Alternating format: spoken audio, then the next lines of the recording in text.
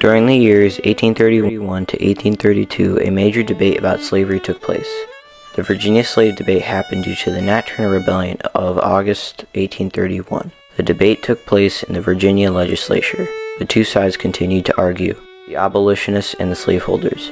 They would never come to a conclusion that would satisfy both sides. The slave states argued that they should have their own laws and rights. This meant it would be a state's decision if slavery was legal. By 1861, debates ended when the slave states seceded from the Union, forming the Confederate States of America, sparking the Civil War. The Civil War lasted a long 4 years until the spring of 1865.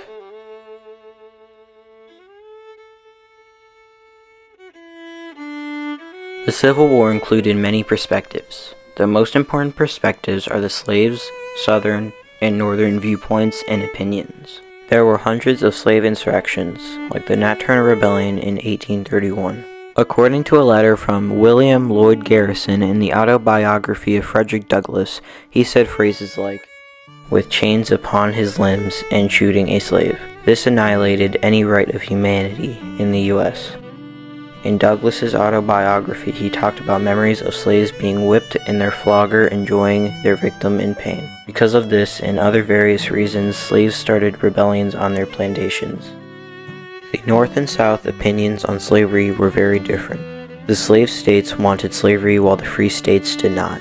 This resulted in the slave states' only argument being states' rights. This means each state would be in charge of making its own rules, rights, and regulations. Both of these sides would later clash in congressional debates, sparking the Civil War. To understand the effects of states' rights, you have to know key events that accelerated the coming of the Civil War. These events are the first arrival of Africans in Jamestown, the Gradual Abolition Act, the Fugitive Slave Act, and Bleeding Kansas. Africans in the United States trace back to 1619 in the Jamestown colony. The Kabundu people from the kingdom of Ndungo captured Africans in surrounding areas and sold them to Portuguese traders. The captured Africans were brought to a boat called San Juan Bautista. The San Juan Bautista was later captured by the White Lion and the Treasurer. They fought the San Juan Bautista in 1619, around modern-day Veracruz, Mexico. The White Lion captured the Africans once again and took them to the Jamestown colony. Another event happened on March 1st, 1780, when Pennsylvania took a risk and emancipated slaves. Shortly after, other states would slowly do the same. Under the Gradual Abolition Act, slave owners would have to register their slaves annually.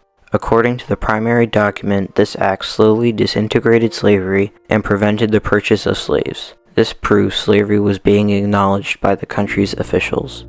In 1850, the Fugitive Slave Act was passed by Congress. This allowed runaway slaves in free states to be hunted down and returned to their owners. According to the Encyclopedia of Alabama, a free man of color and a slave were found guilty of enticing a slave to run away. The slave was sentenced to 25 lashes a day for 4 consecutive days, whereas the free black received an 8-year term of hard labor at the state penitentiary.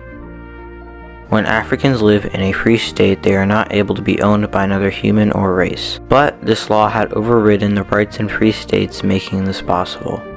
On May 30th, 1865, the Kansas-Nebraska Act revoked the Missouri Compromise. This event had caused a violent uprising known as Bleeding Kansas. Bleeding Kansas was a small civil war between the pro-slavery and anti-slavery sides. This event had disturbed the nation, dividing America in half. Bleeding Kansas stopped when the Civil War ended in 1865. These were some of the important events leading up to the Civil War that were debated across the nation. After these events, on February 4th, 1861, 7 states seceded from the United States, creating the Confederate States of America. 4 other states would join the Confederacy a few weeks later. The first shots of the Civil War were fired at Fort Sumter in Charleston Harbor, South Carolina, on April 12, 1861. 34 hours later, the Union had surrendered, ending the first battle of the Civil War. The third President of the United States, Thomas Jefferson, predicted the Civil War 31 years before the war. In a letter to a representative, John Holmes, in 1820, Jefferson wrote, This momentous question, like a fire bell in the night, awakened and filled me with terror. I consider it at once as the knell of the Union. This quote portends the approaching of the Civil War in the U.S. and shows the possibility of war became obvious to politicians in the early 1800s.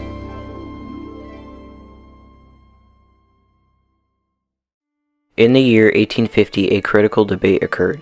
This was called the Compromise of 1850. It was a series of bills passed in Congress addressing slavery. The bills were decided by popular vote, straining the relationship between the Union and South. California wanted to join the Union as a free state. This would create an unequal balance in Congress. Everyone in Congress wanted to defuse the growing crisis. Senator Henry Clay of Kentucky proposed a series of resolutions designed to talk about the issues in slavery peacefully, with the goal of legislation voting for the Union. The compromise strengthened the Fugitive Slave Act, but later created a bridge among the two parties. This was one of the most famous congressional debates. Three amendments were enacted after the Civil War. These amendments are called the Reconstruction Amendments and gave rights to former African slaves in the U.S. The First Amendment in the Reconstruction Amendments is commonly known as the 13th Amendment. The 13th Amendment was passed by Congress on January 31, 1865, and signed by the states on December 6, 1865. According to the 13th Amendment, neither slavery or involuntary servitude, except as a punishment for crime whereof the party shall be duly convicted, shall exist within the United States, or any other place subject to their jurisdiction. This amendment abolished slavery in the U.S., becoming an important amendment for years to come.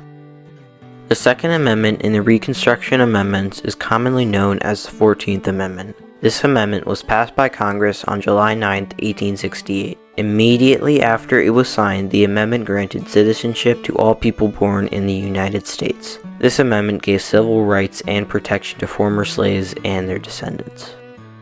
The Third Amendment in the Reconstruction Amendments is commonly known as the 15th Amendment. The amendment was passed by Congress on February 3, 1870. This historical amendment granted African men the right to vote, which meant they could not be denied the right, even though it was overlooked for nearly a century. These amendments are a key factor for racial equality in the U.S. Without it, the U.S. would become a country filled with hate, aggression, and war.